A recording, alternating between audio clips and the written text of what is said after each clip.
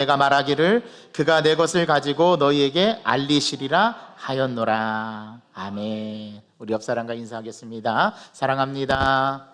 사랑합니다. 사랑합니다. 여러분 한 주간 잘 지내셨죠? 우리 예수님께서 이제 십자가 죽음을 향해 나아갑니다. 그리고 제자들을 잠시 동안 떠나 있다가 또 잠시 너희에게로 오겠다라고 주님 말씀하셨습니다.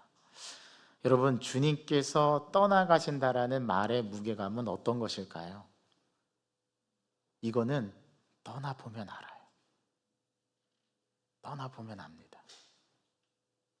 떠나보면 그 사람의 그 존재에 대한 빈자리를 우리는 느끼게 돼요.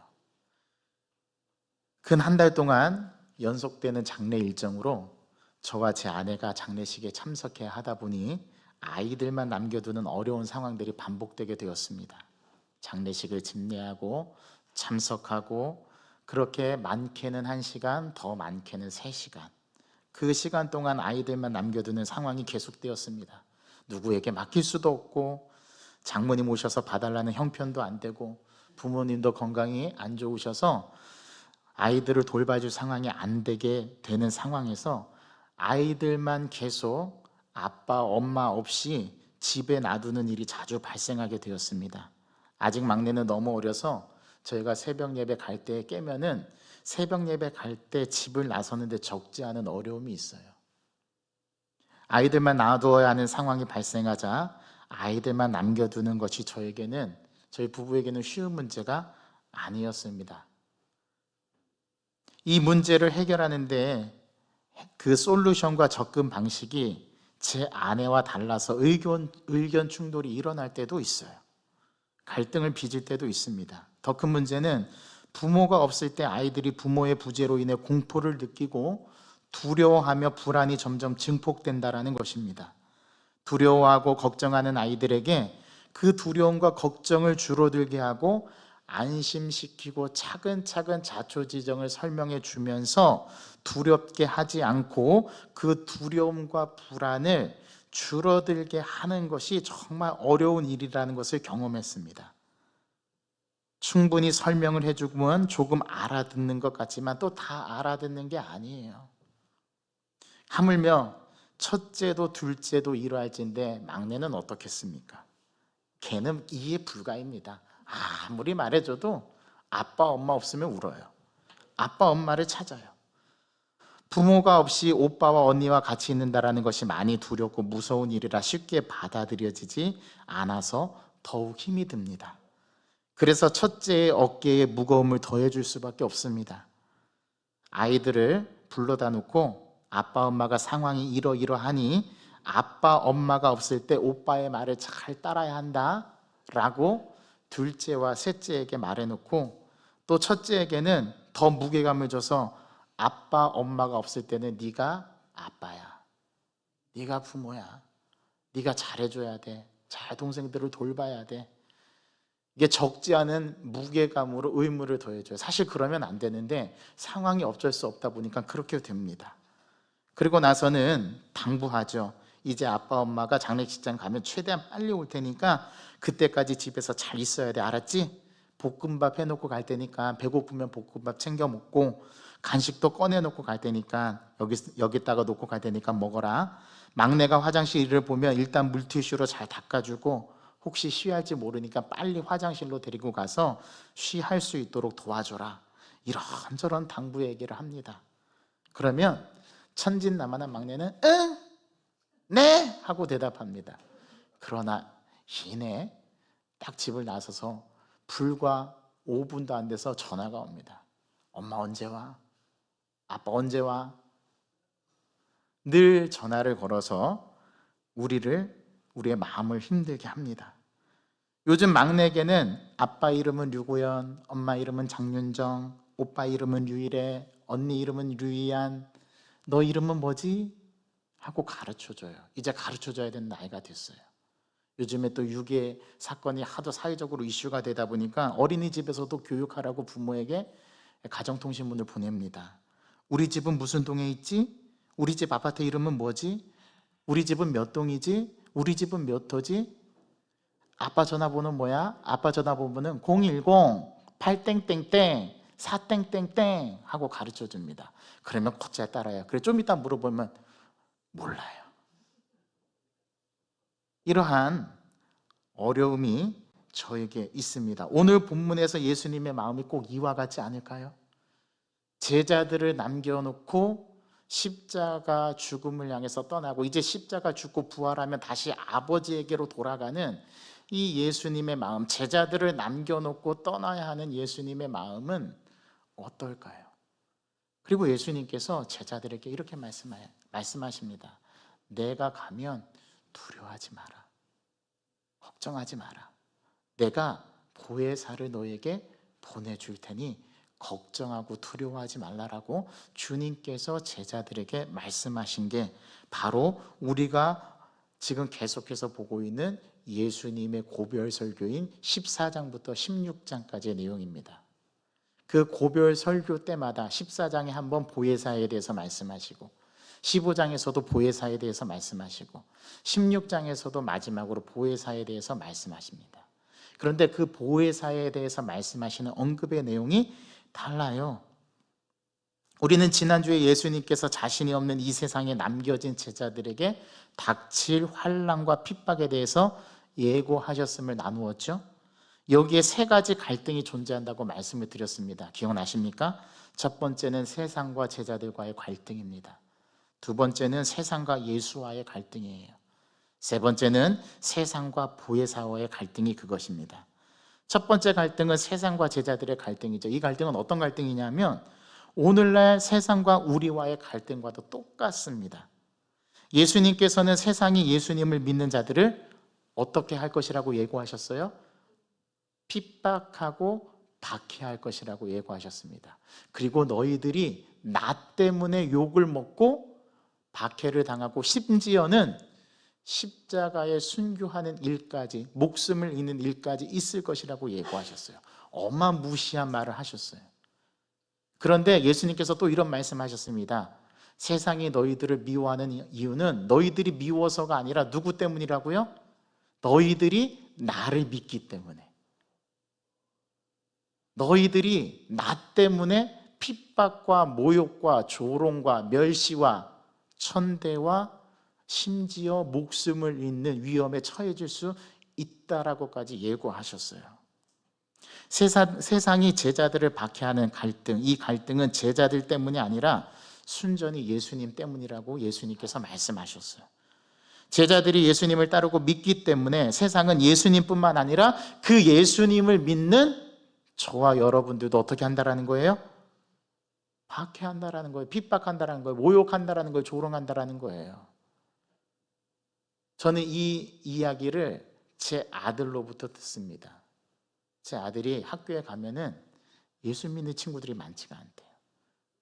그런데 그렇게 예수 믿는 친구들을 왕따시킨대요. 그냥 이유도 없이 교회 다닌다라는 이유만으로 딸을 당한대요.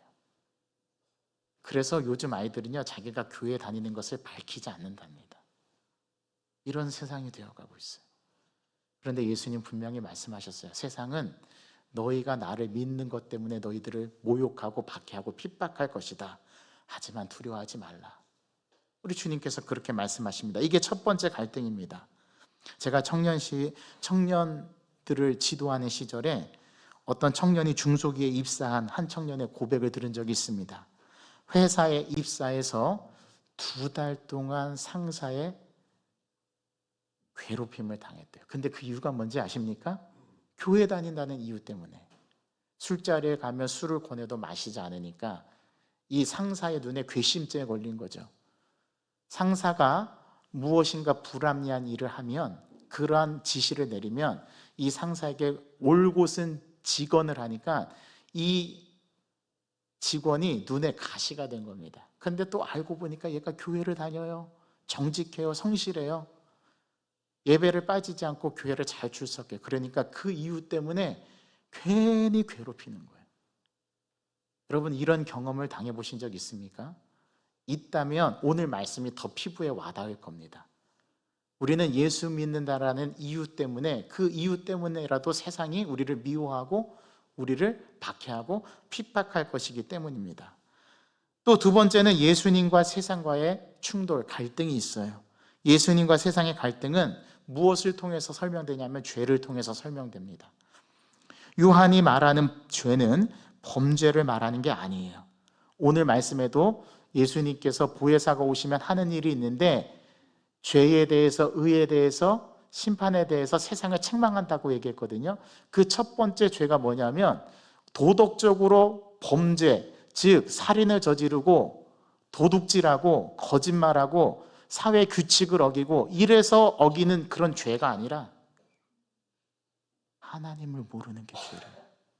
예수님을 모르는 게 죄랍니다. 그래서 말씀드렸죠. 하마르티아.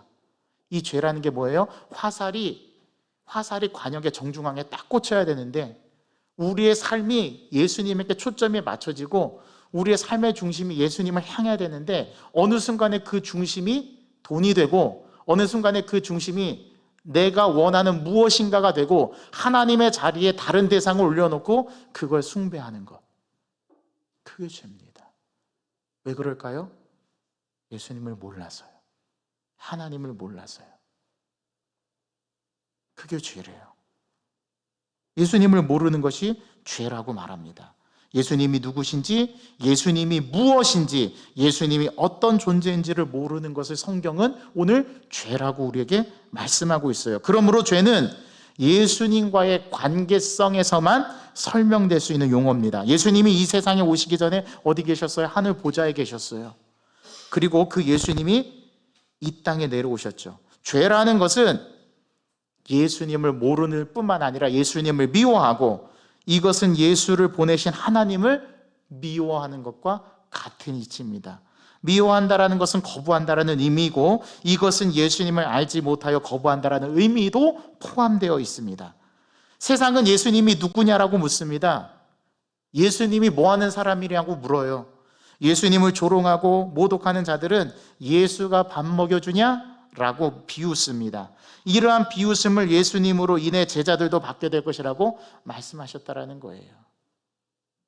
그러나 예수님은 이 땅에서 자신의 모든 것을 보도록, 듣도록, 알도록, 느끼도록 자신이 누구신지를 드러내셨죠. 알게 해주셨어요. 그래서 핑계할 수 없어요. 심지어 기적과 표적을 통해서 이것을 나타내시기까지 하셨습니다. 그게 요한복음이 계속 증언해 주었던 얘기 아니에요? 가나의 혼인잔치의 표적으로, 오병이의 표적으로, 맹인을 고치는 표적으로, 베데스다 38년 된 병자를 고치는 표적으로, 무리를 걸어가시는 표적으로, 기적으로 예수님이 누구신가를 드러내고 보여주셨어요. 그게 요한복음에서는 영광이라고 말씀드렸지 않습니까? 나를 통해서 하나님이 드러나게 되는 것. 예수님은 보여주시고 알려주시고 말씀하시고 깨닫게 해주셨어요. 근데 이분을 모른다고요? 우린 핑계할 수 없어요. 이것에 대해서 예수님께서 보혜사가 오시면 그것을 너희들에게 책망하시고 세상을 책망하실 거라 말씀하시는 거예요. 마지막은 세상과 보혜사의 갈등이 있습니다. 지난주 말씀드렸습니다. 이 두 번째 보혜사가 누굽니까? 성령 하나님입니다. 그러면 첫 번째 보혜사, 두 번째 보혜사, 또 다른 보혜사라고 말하는 건 첫 번째 보혜사가 있다는 걸 전제하겠죠? 그러면 첫 번째 보혜사는 누굽니까? 예수님이세요. 두 번째 보혜사는 진리의 영, 예수의 영이신 성령님이십니다. 이 보혜사와 세상과의 마지막 갈등이 있어요. 오늘 그 갈등이 무엇이냐면, 특별히 예수 믿는 자들이 속한 공동체, 그 공동체에서 출교당하는 일이 벌어져요. 유대교 회당에서 예수 믿는 너희들 나가, 그렇게 출교시켜버렸어요. 그래서 출교당하지 않으려고 예수님을 주라 고백하지 못하는 자들이 이 유대교 안에 회당에 남아서 그나마 예배를 드리려고 명목을 유지하는 자들. 그러나 커밍아웃한 사람이 있었죠. 니고데모 같은 사람. 그래서 또 날 때부터 맹인된 자들의 부모도 출교당할까 봐 그 사람에게 가서 물어보십시오 하고 회피하지 않습니까? 우리는 다 이미 말씀을 통해서 확인해 봤어요. 이게 바로 보혜사와 세상과의 충돌입니다. 회당에서 출교당하는 당시 핍박 속에 있는 그리스도인들은 이와 같이 홀로 있지 않고 보혜사를 보내주셔서 보혜사께서 그들을 보호하시고 그들을 깨우쳐서 기억나게 하시고 예수님께서 하신 말씀을 지키게 하시겠다라고 보혜사를 보내주시겠다라고 말씀하신 게 14장과 15장의 말씀이에요. 이런 제자들에게 예수님께서 너희가 나 때문에 미움을 받고 박해를 받는다라는 이 말은 가히 충격적이었을 것입니다. 그리고 우리도 실제로 이걸 경험하고 이 땅 가운데서 살아가고 있죠. 그래서 여러분, 우리가 세상에서 내가 예수 믿는다는 이유만으로 이중잣대를 가지고 우리를 조롱하고 모욕하는 자들을 미워하지 마세요. 왜냐하면 오늘 본문 말씀에 보면 그들은 이미 심판받았어요. 악인이 형통한 것을 부러워하지 마시기 바랍니다. 그들은 이미 심판받았습니다. 오늘 그걸 예수님께서 말씀하세요. 예수님은 먼저 제자들이 예수님의 부재와 받는 핍박의 말씀을 듣고 예수님께서 자신을 보내신 이에게로 돌아가는 것에 대해서 예수님이 어디로 가는지 묻는 자가 없고 예수님이 이 말을 하신 것 때문에 마음에 근심이 가득하다는 사실도 알고 계시다고 오늘 첫 절은 그렇게 시작합니다. 예수님께서 떠나셔야만 보혜사께서 제자들에게 올 수 있기 때문입니다. 그래서 제자들에게 왜 예수님이 떠나셔야 하는지, 그것이 제자들에게 어떤 유익이 있고 어떤 의미가 있는지를 오늘 본문이 말씀해 주시는 거예요. 만약에 오늘 5절부터 15절 말씀이 없다면 이 제자들은 두려움 가운데 살아갈 수밖에 없어요. 저와 여러분들도 마찬가지입니다. 오늘 이 단락을 딱 빼버리고 없잖아, 이 본문 말씀이 없다면 저와 여러분들은 무엇을 의지하고 무엇을 믿고 살아가겠어요?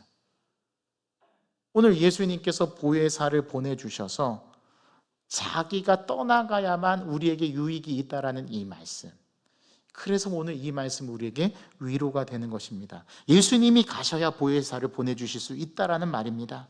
예수님께서 그냥 제자들을 떠나시는 것이 아닙니다. 우리를 고아와 같이 홀로 내버려 두시지 않고 예수님께서는 자기의 부재시 이제 시공간을 초월해서 우리 마음속에 내주하시고 우리 생각 속에 내주하시고 우리와 동행하시고 어디를 가든지 함께 하실 수 있는 분, 육신의 제한을 받지 않고 우리를 보호하시고 우리를 이끄시고 우리와 함께 동행하실 수 있는 분, 그게 우리에게 보내주신 그 보혜사께서 우리에게 유익이 된다라고 오늘 예수님께서는 제자들에게 말씀하세요. 우리 14장 26절 앞으로 넘기셔서 함께 그 말씀을 읽어보시겠습니까? 14장 26절의 말씀입니다. 시작. 보혜사 곧 아버지께서 내 이름으로 보내실 성령, 그가 너희에게 모든 것을 가르치고 내가 너희에게 말한 모든 것을 생각나게 하리라. 이 보혜사가 하시는 일이 예수님께서 하신 말씀을 어떻게 한대요? 우리에게 가르치시고 또 우리에게 그것을 생각나게 하신대요. 이게 성령께서 하시는 거예요. 여러분, 길을 가다가 갑자기 내 죄가 생각나게 하시는 것, 누구 때문일까요? 예수님께서 보내신 성령님 때문에. 내가 그동안 잊고 살았는데 무언가를 깨닫지를 못했는데 갑자기 확 깨달음이 얻어졌어요. 누가 하시는 일일까요? 성령님께서 하시는 일이에요. 보혜사께서 하시는 일이에요. 예수님은 14장에서 이미 보혜사께서 오셔서 모든 것을 가르치시고 예수님께서 하신 말씀을 모두 생각나게 하실 것이라고 말씀하셨습니다. 이게 보혜사 성령께서 하시는 일이에요. 성령님은 우리가 올바른 삶의 방향으로 길을 가도록 우리를 가르치십니다. 지금도 우리의 길을 가르치시고 인도하세요. 여러분, 내 앞에 미래가 어떻게 될지 한 치 앞도 몰라서 여러분 그것 때문에 불안해 하시죠. 알고 싶으시죠. 성령께서 우리가 생각하고 인지하지 못하지만 우리의 길을 인도해 가시고 계신다라는 것, 이게 성령님께서 하시는 일이라고 오늘 분명하게 성경은 가르쳐 줍니다. 이걸 믿어야 합니다. 우리 보혜사께서는 어떤 일을 하시는지, 삶에서 어떤 선택을 해야 할지, 누굴 만나야 할지, 어떻게 대처해야 할지 순간순간 우리에게 가르쳐 주시고 우리에게 깨닫게 해주시고 생각나게 하십니다. 또한 예수님의 말씀을 기억나게 하세요. 그래서 말씀 암송하는 겁니다. 우리에게 떠올려지시게 하시도록 성령님께서 우리에게 기억나게 하시도록 주일날 예배에 들었던 말씀을 생각나게 하시고 그것을 통해서 우리가 살아갈 힘을 얻게 하십니다. 늘 기억나게 하시고 깨닫게 해주세요. 지금도 저와 여러분들에게 일상에서 함께 하셔서 우리의 양심을 깨우치시고 우리의 마음에 말씀하시며 우리의 생각에서 생각나게 하셔서 행동하게 하시고 우리가 올바른 길로 가도록 우리를 깨워줘 주십니다. 제가 증명해 볼까요? 저는 어떤 때 대화를 하다가 상대방에게 무언가를 말하고 싶은데 생각이 안 나요. 요즘에 그게 더 잦아졌어요. 요즘에 말하면 기억력 감퇴, 단기 기억 상실. 그런데요, 어느 순간인가 그게 생각나는 때가 있어요. 내가 아무리 그 순간에 기억해내고 생각나게 하려고 열심히 노력해도 생각 안 나는 것들이 어느 순간인가 확 생각나게 되는 때가 있어요. 그때 외치죠. 아하! 유레카! 우리는 외칩니다. 이러한 깨달음, 아하 포인트가 우리들의 신앙의 삶에서 예수님과 만나는 접촉점이 많이 이루어져야 돼요. 또한 우리가 요한복음 15장에서 예수님께서 보혜사께서 오셔서 증언하는 일을 하신다고 말씀하셨는데 뭐라고 말씀하셨습니까? 15장 26절 27절 14장도 26절인데 15장도 26절 27절 말씀 함께 읽어보겠습니다. 시작. 내가 아버지께로부터 너희에게 보낼 보혜사 곧 아버지께로부터 나오시는 진리의 성령이 오실 때에 그가 나를 증언하실 것이요 너희도 처음부터 나와 함께 있었으므로 증언하시느니라. 놀랍게 공교롭게도요 14장과 15장 둘 다 똑같은 절에 보혜사가 언급이 돼요. 15장에 말씀하시는 보혜사께서 하시는 일은 증언하는 역할입니다. 누구를 증언할까요? 예수님을. 그리고 이 예수님을 증언하는 일에는 제자들도 이미 함께 겪고 보았다라고 말씀합니다. 그래서 예수님 뭐라고 말씀하셨어요? 나를 본 자는 누구를 보았다고요? 아버지를 보았다라고. 여러분 제 아들 이래를 보면 누가 보이세요? 제가 보이죠? 제 아내가 보이죠? 여러분 하나님을 본 적이 없다고요? 아니요. 우리는 이미 봤어요. 성경에 나온 예수님의 이야기를 보고 우리는 그 예수님을 통해서 하나님을 보게 됩니다. 저 밖에서 그렇다라고 막 외치는 것 같아요. 저렇게 외쳐봤으면 좋겠어요. 여러분 제발 하나님을 본 자는 예수님을 보았고 예수님을 본 자는 하나님을 보았다라고 이런 외침, 그것이 바로 보혜사께서 하시는 일입니다. 또 보혜사께서 하시는 일을 예수님을 증언하는 것이라고 말씀했는데 오늘 보혜사가 오셔서 또 하시는 일이 있다고 16장은 말씀하세요. 그게 뭐냐면 책망이랍니다. 책망. 여기서 책망하다라는 말은 헬라어로 엘렌코라는 단어인데 그 뜻은 심판하다라는 뜻도 있고요. 드러내다, 폭로하다라는 뜻이 있어요. 그런데 오늘 여기서 이 엘렌코라는 단어는 드러내다, 폭로하다라는 의미로 쓰여졌어요. 그렇다면 책망하다라는 오늘 본문의 말씀은 잘못과 거짓을 분명하게 드러내 보여서 폭로해서 그것에 대한 형벌을 내린다라는 의미가 책망이지 않습니까? 오늘 성령님께서 오셔서 누구를 대상으로 죄와 의와 심판에 대해서 책망하냐 하면 그 대상이 누구예요? 세상이요. 다시 말씀드립니다. 그 책망의 대상이 누구라고요? 제자들이 아니라 세상입니다. 세상에 대해서 책망하신대요. 이 시대를 보면 가장 큰 두 가지 문제가 있다라고 생각이 듭니다. 첫 번째 문제는 어른이 없어요.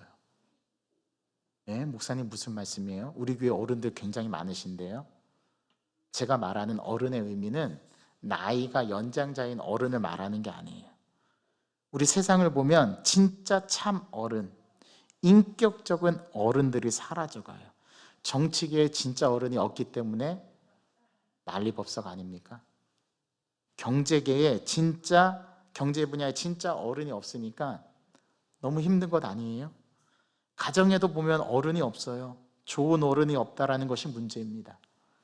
어른이 있어도 어른 대접을 하지 못하고 어른이 있어도 어른 대접을 받지 못하면 그 가정은 좋은 가정이 될 수가 없어요.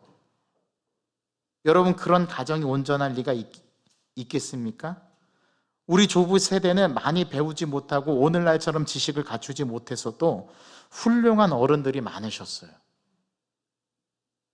가정에서도 어른을 존중하고 깍듯이 모셨습니다. 그러나 지금은 그렇지 않아요. 자녀가 부모를 무시하고 부모가 자녀를 무시합니다. 이런 가정이 잘 되겠습니까? 오늘날 우리 사회가 힘들어하는 것 중 하나가 바로 이 문제입니다. 어른이 없어요. 참 어른이 없어요. 두 번째 문제는 책망하는 사람이 없다라는 것입니다. 요즘에 자녀들을 키우는 현대 부모님들을 보면은요, 하나밖에 없는 아들, 어이구 내 아들 우쭈쭈 하면서 키울 줄은 알지만 책망을 하지 않아요. 책망을 안 해요. 사소한 것에서부터 책망하고 가르쳐야 하는데 그러한 책망하는 사람이 없어요. 제가 서울에 살 때 늘 지하철로 대중교통을 이용했습니다. 근데 지하철에 타면 꼭 몇 가지 특이한 현상을 발견하게 됩니다. 지하철 문이 딱 열리면 지팡이를 짚고 나이 드신 어르신들이 들어오세요. 그러면 갑자기 젊은 사람들은 눈을 감고 졸기 시작합니다. 아무도 자리를 양보해 주지 않아요. 그런데 어느 한 아이의 엄마가 그 할아버지 할머니가 지팡이를 짚고 들어오는 모습을 보고 자기 아이에게 야, 너 빨리 일어나. 저 할아버지 앉으시라고 할아버지 모셔와. 그렇게 가르치는 부모를 본 적이 있어요. 사뭇 대조되는 광경이지 않습니까? 책망하는 사람이 없어요. 가르쳐주는 사람이 없어요. 여러분, 우리는 삶을 살면서 책망받을 일을 하나요? 안 하나요? 우리는 많이 합니다. 그런데 책망해주는 사람이 없어요. 이게 문제예요. 누군가 여러분들에게 진심으로 조언하는 사람이 있다면 그 사람은 여러분들을 사랑하는 사람입니다. 그 사람을 더 가까이 지내시기 바랍니다. 책망해주는 사람이 없어요. 또 책망하면 듣기 싫어합니다. 요즘 세대는요. 안 들어요. 귀 닫아요. 아, 나는 몰라. 안 들었어. 몰라요. 이게 문제예요. 이게 악순환이 되다 보니까 우리가 사회가 건강하지 못하고 교회가 건강하지 못하고 그리스도인들이 건강하지 못해요. 오늘 본문은 우리 곁에서 우리에게 평생토록 책망해 주시는 분이 계시답니다. 우리 곁에서 책망한다니 벌써부터 싫으세요, 여러분? 이게 좋은 거예요. 우리 성령 보혜사께서 세상에 대해서 책망하시고 그것을 깨닫게 하신다라는 것은 얼마나 위로가 되는지 말인지 몰라요. 먼저 세상의 죄에 대해서 책망하신답니다. 이것은 죄에 대해서 드러내신다라는 의미예요. 오늘 본문이 말하는 죄는 아까 말씀드린 것처럼 법을 어긴 도덕적인 죄를 말하는 게 아니에요. 하나님을 모르는 것, 예수님을 모르는 것, 그것이 바로 죄라고 말씀하셨어요. 예수님께서 빛으로 세상에 왔습니다. 그런데 세상은 빛을 알아보지 못했어요. 이게 죄예요. 그들은 예수님이 보여준 표적을 보고도, 오병이의 표적을 보고도, 무리를 걸으신 예수님을 보고도, 앉은 뱅이가 일어서는 것을 보고도, 맹인이 누는 것을 보고도, 죽은 나사로가 살아난 것을 보고도 믿지 않았습니다. 오히려 예수님을 십자가에 못 박아 죽이려고 혈안이 됐죠. 이게 죄입니다. 예수님을 모르고 예수님을 거부하는 것. 이게 요한복음의 주제예요. 그래서 예수님이 우리에게 생명을 주시려고 예수 그리스도를 믿게 하시려는 목적으로 이 요한복음을 기록했습니다. 제가 한 가지 재미있는 얘기를 한번 해드릴게 들어보십시오. 성도와 집사와 장로와 목사가 천국에 갔답니다. 천국에 들어갔더니 우리 성도님께서 들어갔더니 하나님께서 하나님의 보좌에서 앉으셨다가 곧바로 내려와서 아이고 우리 류성도 그동안 세상에서 참 고생 많았어. 착하고 충성된 종아, 내가 너에게 큰 상을 내리라고 안아주시더래요. 그 다음에 집사님이 들어오셨답니다. 그랬더니 예수님께서 아이고 류집사 하고 와서 악수를 하고 천국 안으로 들이시더랍니다. 그런데 장로님이 천국에 들어오니까 저 멀찍이 보좌에 앉아서 눈도 마주치지 않고 류 장로 왔어? 라고 말씀하시더라는 거예요. 목사가 들어오니까 예수님께서 쳐다보지도 않고 유 목사 하고 부르고 딱 끝이더랍니다. 그래서 먼저 온 성도와 집사가 물었답니다. 아니 목사님이 오셨는데 우리 하나님께서 나가서 안아주시고 악수해 주셔야 되는 거 아닙니까? 그랬더니 하나님 뭐라고 말씀하셨는지 아십니까? 저 류 목사는 내가 자리만 비우려면 내 자리를 호시탐탐 노려서 앉으려고 해. 제가 우스갯소리지만요, 웃자고 하는 얘기지만 여기에 중요한 한 가지 포인트가 있습니다. 죄가 뭐냐면요, 하나님이 앉은 그 자리에 하나님이 앉아 계셔야 함을 모르는 것, 그게 죄입니다. 더 쉽게 말해볼까요? 우리는요 순간순간 그 자리에 나를 앉히려고 해요. 그걸 성경은 뭐라고 얘기하냐면 자기 숭배라고 얘기해요. 인간의 탐욕이라고 말합니다. 항상 우리는 하나님의 자리를 호시탐탐 노리려고 해요. 여러분, 지나온 한 주간의 삶을 저는 돌아봤어요. 오늘 말씀 앞에 제가 하나님께 영광 돌린다고 하지만 결국은 내 영광을 찾으려고 하더라고요. 내가 이렇게 했는데, 내가 목사인데, 내가 말씀을 전했는데, 그 자리에 나를 올려놔요. 이게 죄예요. 그 죄에 대해서 하나님께서 세상을 심판하신답니다. 또 보혜사께서 의에 대해서 책망하신다랍니다. 그런데 재미있는 구절이 있어요. 의에 대해서 책망하신다고 하는데 10절 보십시오. 의에 대하여라 하면 내가 아버지께로 가니 너희가 다시 나를 보지 못하면, 이게 무슨 말입니까? 이게 의에 대해서 왜 세상을 책망하신다고 하시는 거죠? 이게 도대체 무슨 의미냐 이거예요. 보혜사는 의에 대해서 책망한다라고 말씀하시는데 의를 드러내신다고 하는데, 여기에서 의는 도덕적 선을 말하는 것이 아니라 예수님과의 관계성, 하나님 아버지와의 관계성을 말합니다. 들어보십시오. 의는 하나님과의 관계성을 나타내는 말인데요, 예수님과 하나님은 함께 계신 분으로, 예수님은 어디에서 오신 분이에요? 하늘 위에서 오신 분이에요. 하나님의 보좌에서 오셨어요. 이 땅 가운데 인간 역사에 오셨다라는 거죠. 예수님은 다시 하나님께로 간다라고 말합니다. 그게 의랍니다.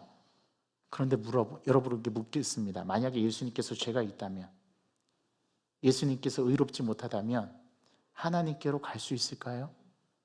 못 갑니다. 여기서 하나님께로 간다라는 말이 무엇을 의미하냐면 예수님께서 의로운 분이시라는 것을 드러내요. 그런데 이 의로우신 예수님을 세상이 어떻게 했어요? 거부했어요. 십자가에 죽여버렸어요.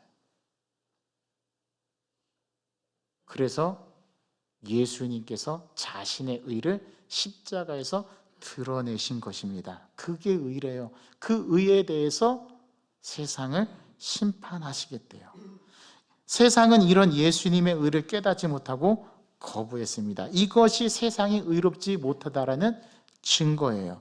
보혜사는 예수님이 무엇인지 분명히 보여주심으로써 이런 세상을 심판하시는 것입니다. 이 심판은 시작되었고 그 심판은 십자가에서 완성됩니다. 왜냐하면 의로우신 예수님을 처형함으로 세상은 스스로 의롭지 않다라는 것을 드러내었기 때문에 그래요. 이게 바로 의에 대해서 책망하신다라는 예수님의 말씀이었던 겁니다. 마지막, 보혜사께서 뭐에 대해서 심판하신대요? 세상 심판에 대해서 책망하신대요. 그래서 세상 임금들이 심판을 받았다라고 11절은 말합니다. 이게 바로 세상을 책망하신다라는 예수님의 말씀이었습니다. 여러분, 세상의 심판, 즉 세상의 판단에 대해서 책망하시는데요, 세상은 언제나 자신들이 옳다라고 주장합니다. 이런 주장은 정치적 구조를 통해서 큰 힘으로 나타나죠. 예수에 대한 세상의 심판은 바리새인들이나 대제사장들을 통해서 나타났어요. 왜냐하면 십자가에 못 박아 죽였으니까. 그런데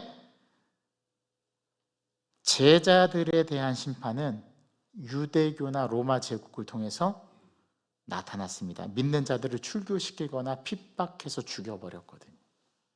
제자들은 12제자들 중에 사도 요한을 제외하고는 다 순교했어요. 죽임을 당했어요. 그게 바로 세상을 책망하는 보혜사께서 하시는 일이라는 겁니다. 오늘 이 세 가지는 어쩌면 이 세상에 가진 모든 것이라고 말할 수 있습니다. 그렇다면 보혜사 성령님은 세상의 모든 것을 지금 여기서 이미 심판하시고 책망하시는 분이시라는 거예요. 그런데 우리는 알고 있죠. 뭘 알고 있어요? 이 세상의 마지막을 심판하시는 분은 누구세요? 하나님이시잖아요. 그리고 누구를 통해서 심판하신다고요? 아들을 통해서 심판하시겠다고 하셨잖아요. 그런데 오늘 본문은 요한복음은 놀랍게도 뭐라고 말해요? 이미 보혜사께서 오셔서 죄와 의와 심판에 대해서 세상을 어떻게 하셨다고요? 책망하셨대요. 하나님께서 보혜사를 통해서 지금 여기서 심판하신 것입니다. 이게 우리에게 왜 소망과 위로가 되는 말씀이냐면요, 우리는 이 세상을 살아가는 게 너무 힘들거든요. 너무 힘에 부치거든요. 때로는 진짜 우리의 입술의 고백에서 주님 빨리 오셨으면 좋겠어요 라는 고백이 우리 입술에서 나올 정도로 이 세상은 녹록지 않거든요. 그런데 놀라운 사실은 주님께서 보혜사를 통해서 이 세상을 이미 책망하시고 심판하셨다라는 사실입니다. 그래서 우리가 이제 다음 주에 읽게 되겠지만 우리 16장 33절에 보면 이런 말씀이 나와요. 이것을 너희에게 이르는 것은, 오늘 장로님께서 기도하실 때 인용한 구절인데요, 너희로 내 안에서 평안을 누리게 하려 함이라. 세상에서는 너희가 뭐를 당하나? 환난을 당하나. 보라, 담대하라. 내가 세상을 어떻게 했다고요? 이기었노라. 승리하였노라 라고 이미 선언했다라는 사실이에요. 이 보혜사 성령님이 누구와 함께 하시냐면 저와 여러분들과 함께 하십니다. 오늘 이 보혜사 성령님을 굳게 붙잡고 가시는 저와 여러분들 되시기를 바랍니다. 죄에 대해서 심판한다는 것, 책망한다는 것, 의에 대해서 책망한다는 것, 또 심판에 대해서 책망한다는 것, 이 의미가 오늘 본문을 통해서 우리에게 분명하게 말씀하시는 것은 보혜사께서 하시는 일, 성령께서 하시는 일이랍니다. 정리해 볼까요? 보혜사께서는 지금 저와 여러분들과 함께하고 있습니다. 저희와 함께 하셔서 저희들이 잘못된 길로 갈 때 저희들의 양심을 통해서 말씀하시고, 안 돼 구연아, 그거는 너에게 어울리는 옷이 아니야, 어울리는 말이 아니야, 어울리는 행동이 아니야 라고 옆에서 가르치시고 깨우쳐 주시고 예수님의 말씀을 생각나게 하셔서 뉘우치게 하시고 올바른 길로 가도록 인도해 주십니다. 저는 이걸 믿습니다. 그리고 그 예수님께서 우리에게 하신 말씀을 보혜사께서 기억나게 하시고 또 가르쳐 주세요. 또 그분에 대해서 증언해 주세요. 또 죄와 의와 심판에 대해서 책망하세요. 이게 누가 하시는 일이라고요? 보혜사께서 하시는 일이에요. 여러분들이 한 주간 삶을 살아갈 때 혹 여러분들의 삶 속에서 이런 마음의 깨달음과 울림과 가르침이 있거들랑 이것이 바로 보혜사께서 나와 함께 하신다라는 증거로 표시하시고 확신을 가지시길 바랍니다. 그런 삶을 살게 되잖아요. 그러면 조금 더 주님께 가까이 가는 삶, 그 삶을 경험하게 돼요. 이 경험이 한 주간 동안에 저와 여러분들에게 풍성하게 자리매김되고 그 은혜가 다음 주에 저와 여러분들의 간증이 될 수 있는 그런 한 주간의 삶이 되시기를 주님의 이름으로 간절히 축복합니다. 하나님, 보혜사 성령께서 하시는 일이 있다고 오늘 성경은 가르쳐 줍니다. 죄와 의와 심판에 대해서 책망하시는 일이 바로 예수님께서 보내신 보혜사가 하시는 일이라고 오늘 성경 말씀은 우리에게 가르쳐 줍니다. 주님, 이것을 굳게 믿는 자들 되길 원합니다. 그리고 보혜사께서 지금도 내 안에서 역사하셔서 하시는 일들을 느끼고 알기를 원합니다. 죄에 대하여라면 예수님을 모르는 것이 죄라고 오늘 성경은 말하고 있고, 의에 대해서라면 의로운 분을 세상이 거부하였기 때문에 책망을 받는다라고 주님 말씀하고 있고, 심판에 대하여라면 이 세상 임금들이 이미 심판받았다라는 사실을 책망하는 보혜사의 일이라는 사실을 우리가 오늘 말씀을 통해서 확인하면서 이번 한 주간을 살아가는 저희들에게 이 주신 말씀 붙들고 저희들이 살아갈 수 있도록 도와주옵소서. 예수 그리스도의 이름으로 감사하며 기도하옵나이다. 아멘. 우리 다 같이 자리에서 일어나셔서 그 보혜사 성령님을 우리가 생각하면서 우리가 함께 이